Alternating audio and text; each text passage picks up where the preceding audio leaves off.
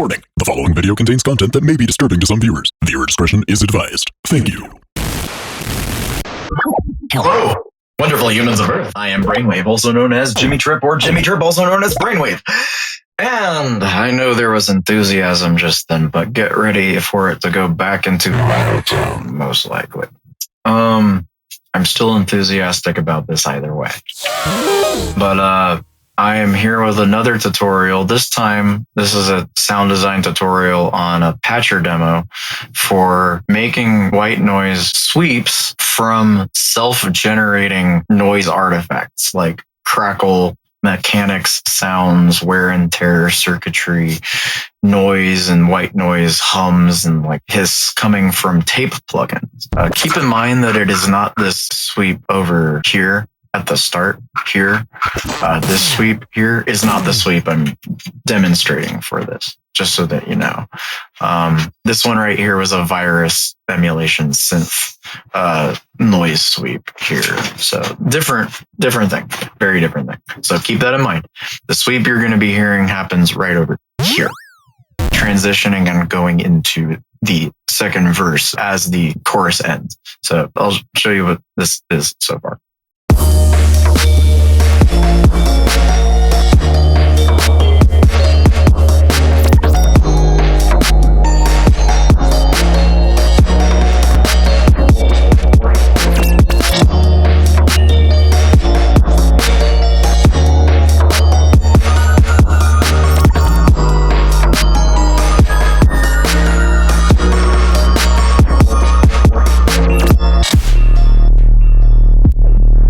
You're probably thinking to yourself, that was kind of lackluster, Jimmy. Why would you make a tutorial on this? Well, it's supposed to be subtle. It's supposed to be a subtle little transition to help fill space. Here's what it would sound like without this sweep.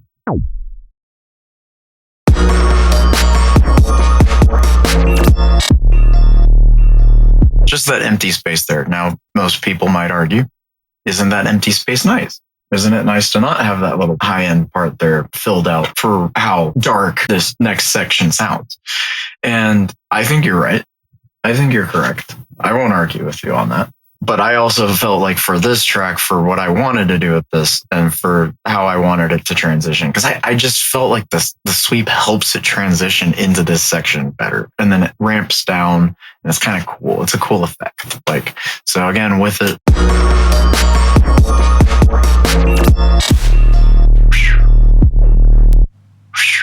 So I think that's kind of neat.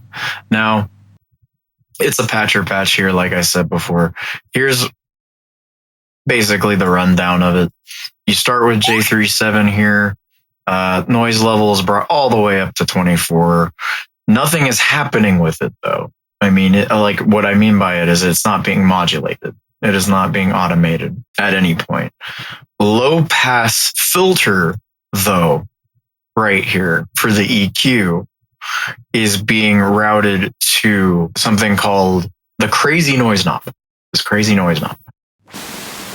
With the noise knob brought all the way up, you can hear it now, right?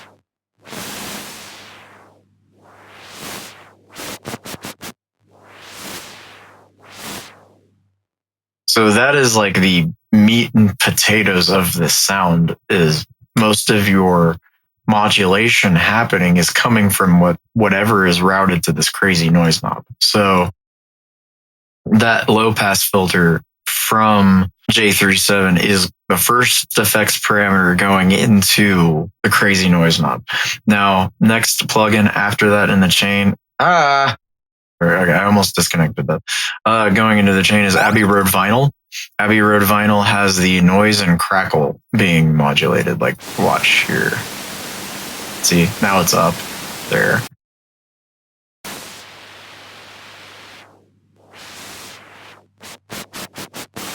So that's being modulated. Crackle and noise are being modulated and routed into crazy noise knob.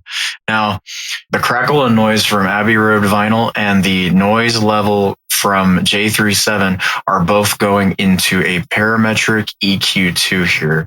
All the parametric EQ2 is doing is it is rolling off some of the lows below a certain point, because for the purpose of context, anyway, for this mix, for this arrangement, it just does not need what's going on down here. It just doesn't. It would conflict too much with other things like sub, with kick, with like any mid bass happening here. If there are chords, like, yeah, it just didn't make sense to have any of this right here under a certain point. Rolling off a little bit of the highs here too, right? With this little shape here, because honestly, it was just too bright without that. Lo-Fi here is the next thing in the chain. We have the noise amount here. We have the wear amount here. And we have the filter amount here. The noise from Arturia Lo-Fi is going into crazy noise knob. The wear is going into crazy noise knob, but the filter is going into the filter here in the surface tab. This filter here, right here. So technically only the noise and the wear are going into the crazy noise knob. Filter's not. But because of the automation happening here in the playlist here, the noise is still being low passed either way, or having modulation with low passing happening either way. And so next in the chain is we have a fruity balance knob, and this fruity balance knob's level is going into an XY controller. It's going into parameter X.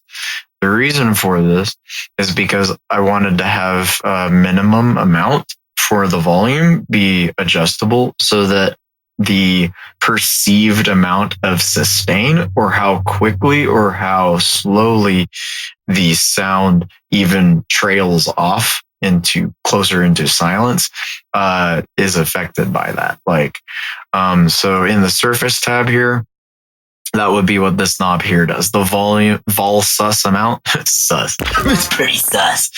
Volume sustain amount. That would just be volume sustain amount. And so that's just this minimum value here being affected by that whenever you mess with that knob. So like, let's say I brought this up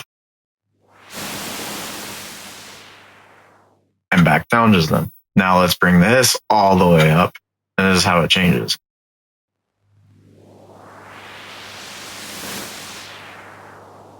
It's a little different, isn't it? Like, it takes longer or quicker for the sound to fully appear or disappear, I think. So that's kind of neat there.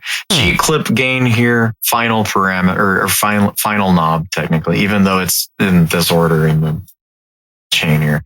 That's just the gain amount, the gain input from GClip being pushed into the clipper here, into the clipper's ceiling. So like,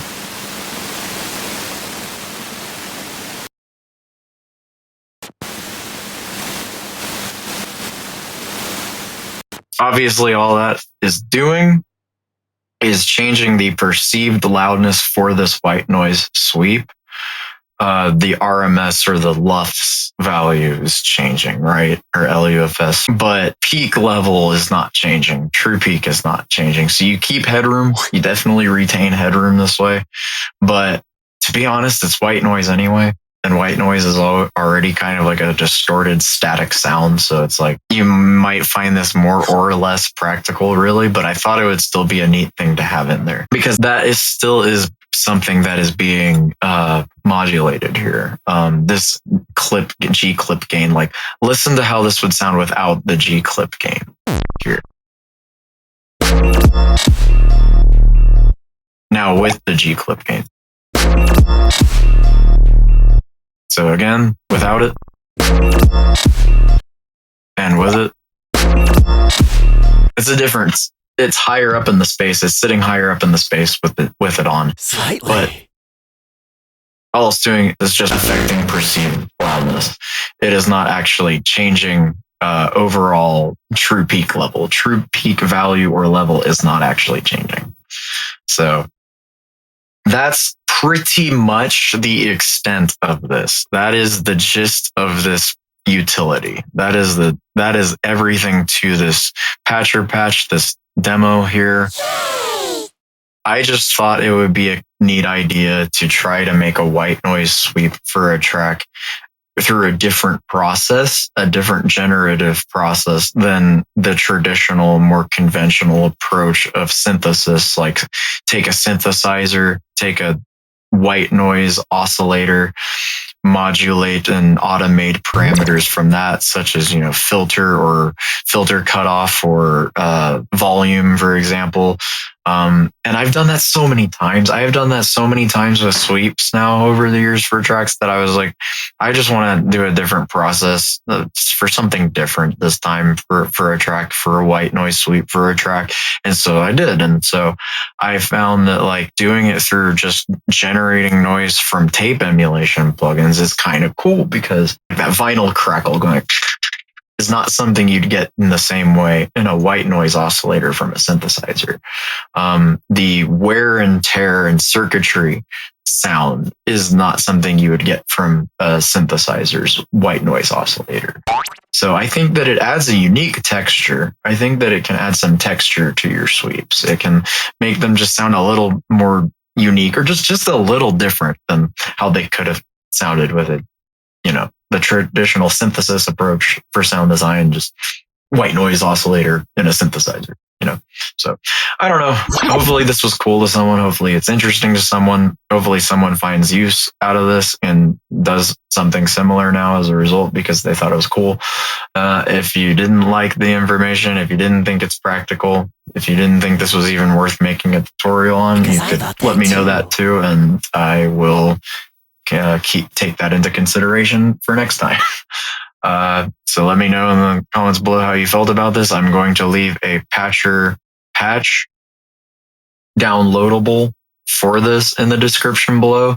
It is free. Unfortunately, the plugins used for this are not free. Those are not free plugins. Unfortunately, you would have to purchase those or have them already. But I'm sure there are free alternatives out there for this. There are free noise generating, Crackle generating plugins out there. If I'm not mistaken, there is a iZotope vinyl plugin that has Crackle in it. And I think it's free, but don't quote me on that. I don't know that for certain. I don't know if that's set in stone.